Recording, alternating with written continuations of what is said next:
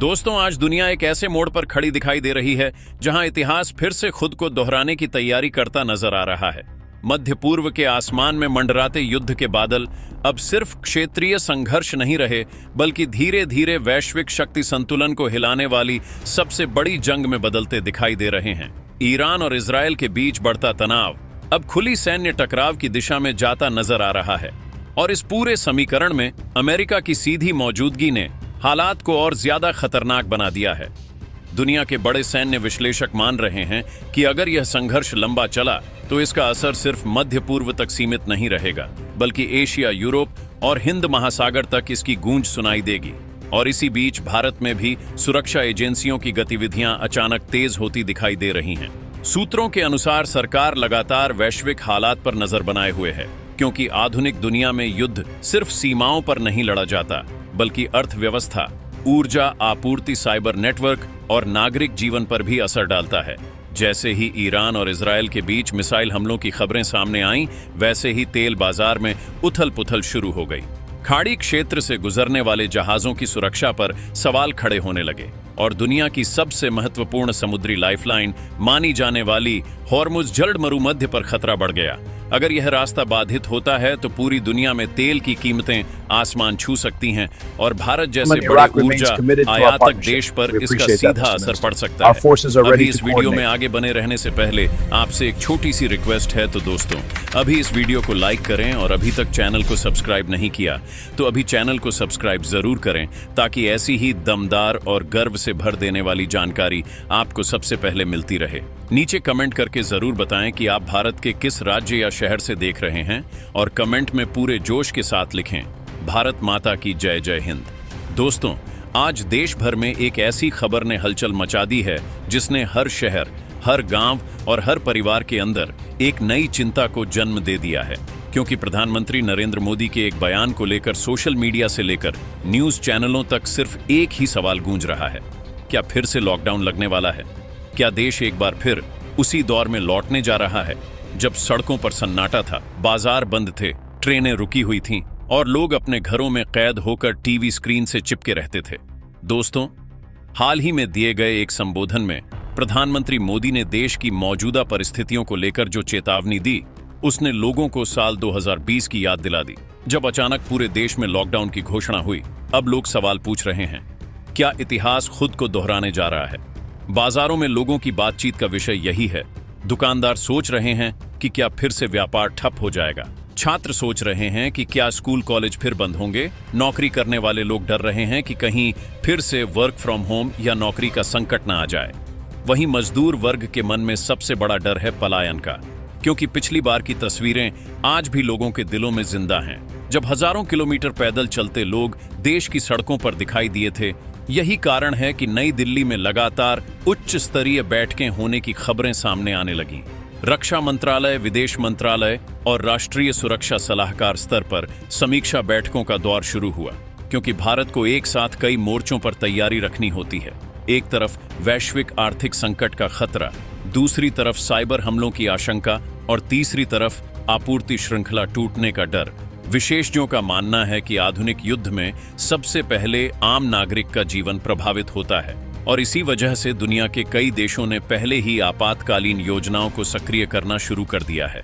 Social media पर अचानक यह चर्चा तेज हो गई कि क्या भारत में भी किसी तरह का एहतियाती लॉकडाउन लगाया जा सकता है। लोगों को याद आने लगा कोरोना काल का वह दौर जब अचानक देश रुक गया था और सड़कों पर सन्नाटा छा गया था। हालांकि सरकार की तरफ से ऐसी किसी घोषणा की पुष्टि नहीं हुई, लेकिन सुरक्षा तैयारियों को लेकर चर्चाएं तेज हो गईं। विश्लेषकों का कहना है कि अगर वैश्विक युद्ध की स्थिति बनती है तो लॉकडाउन शब्द का मतलब महामारी जैसा नहीं, बल्कि रणनीतिक नियंत्रण भी हो सकता है, जिसमें जरूरी सेवाओं को सुरक्षित रखना, ऊर्जा बचत करना और डिजिटल सुरक्षा मजबूत करना शामिल होता है। इसी बीच प्रधानमंत्री नरेंद्र मोदी ने अपने हालिया संबोधन में वैश्विक अस्थिरता का जिक्र करते हुए देशवासियों से सतर्क रहने और अफवाहों से दूर रहने की अपील की। उन्होंने कहा कि भारत हर परिस्थिति से निपटने के लिए तैयार है और देश की सुरक्षा सर्वोच्च प्राथमिकता है। उनके इस बयान के बाद राजनीतिक गलियारों में चर्चा और तेज हो गई, क्योंकि जब भी वैश्विक संकट गहराता है, भारत अपनी आंतरिक सुरक्षा व्यवस्था को मजबूत करता है। रक्षा विशेषज्ञ बताते हैं कि आज की दुनिया में युद्ध सिर्फ सैनिकों के बीच नहीं, बल्कि अर्थव्यवस्था और तकनीक के बीच भी लड़ा जाता है।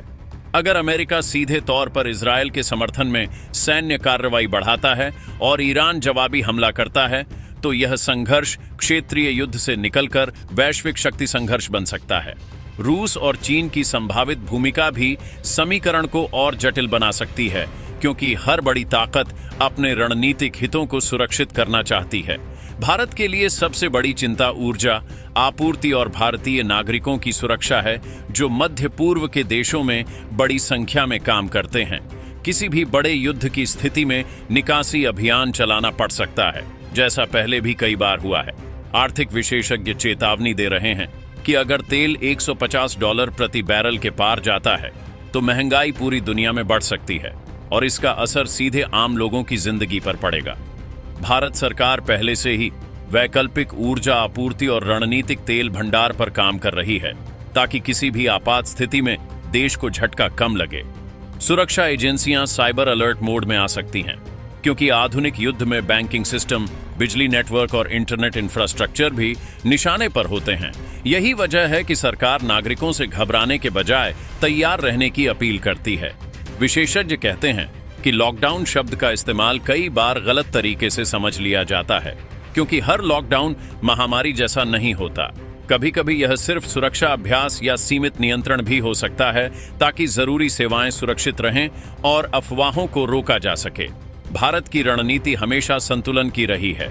जहां एक तरफ वह शांति की बात करता है, वहीं दूसरी तरफ अपनी सुरक्षा तैयारियों को मजबूत रखता है। भारतीय नौसेना पहले ही हिंद महासागर क्षेत्र में निगरानी बढ़ा चुकी है, ताकि व्यापारिक जहाज सुरक्षित रह सकें, क्योंकि वैश्विक व्यापार का बड़ा हिस्सा समुद्री मार्गों से गुजरता है। अगर युद्ध लंबा चलता है तो वैश्विक सप्लाई चेन प्रभावित हो सकती है, जिससे इलेक्ट्रॉनिक्स से लेकर खाद्य पदार्थ तक महंगे हो सकते हैं। और यही कारण है कि दुनिया भर की सरकारें बैकअप प्लान तैयार कर रही हैं। भारत में भी आपदा प्रबंधन एजेंसियां संभावित संकटों की समीक्षा करती रहती हैं। हालांकि अभी तक किसी राष्ट्रीय लॉकडाउन की पुष्टि नहीं है, लेकिन तैयारियां हमेशा संभावित जोखिमों को ध्यान में रखकर की जाती हैं। प्रधानमंत्री मोदी ने कई बार कहा है कि 21वीं सदी का भारत संकट को अवसर में बदलना जानता है, और यही संदेश इस समय भी दिया जा रहा है कि देश मजबूत है, अर्थव्यवस्था स्थिर है और सुरक्षा तंत्र सतर्क है। लेकिन वैश्विक हालात तेजी से बदल रहे हैं, इसलिए हर नागरिक की जिम्मेदारी है कि वह आधिकारिक जानकारी पर भरोसा करे और अफवाहों से दूर रहे, क्योंकि युद्ध सिर्फ सीमाओं पर नहीं बल्कि सूचना के मैदान में भी लड़ा जाता है और गलत खबरें किसी भी समाज को अस्थिर कर सकती हैं। आने वाले दिनों में दुनिया की नजरें मध्य पूर्व पर टिकी रहेंगी कि क्या कूटनीति इस संघर्ष को रोक पाएगी या फिर दुनिया एक नए वैश्विक संकट की ओर बढ़ रही है। भारत फिलहाल संतुलन और सावधानी की नीति पर चलते हुए हर संभावित स्थिति के लिए तैयारी बनाए हुए है, और यही वजह है कि सरकार लगातार समीक्षा बैठकों और सुरक्षा आकलन में लगी हुई है। आने वाला समय तय करेगा कि यह तनाव शांत होता है या इतिहास एक नए अध्याय की ओर बढ़ता है। लेकिन इतना तय है कि बदलती दुनिया में हर देश को सतर्क रहना होगा, और भारत भी उसी दिशा में आगे बढ़ रहा है। और इसी बीच दुनिया की सबसे बड़ी खुफिया एजेंसियों की रिपोर्ट्स ने वैश्विक नेताओं की चिंता को और बढ़ा दिया, क्योंकि संकेत मिलने लगे कि यह संघर्ष केवल मिसाइलों और हवाई हमलों तक सीमित नहीं रहेगा, बल्कि समुद्री रास्तों और साइबर स्पेस तक फैल सकता है। मध्य पूर्व के कई देशों ने अपने एयर डिफेंस सिस्टम को हाई अलर्ट पर डाल दिया, जबकि अंतर्राष्ट्रीय एयरलाइंस ने कई संवेदनशील रूट से उड़ानें कम करनी शुरू कर दी। तेल टैंकरों की आवाजाही पर बढ़ते खतरे ने वैश्विक बाजारों में घबराहट पैदा कर दी। निवेशकों ने सुरक्षित संपत्तियों की ओर रुख करना शुरू किया और शेयर बाजारों में उतार चढ़ाव तेज हो गया। भारत के आर्थिक विशेषज्ञ लगातार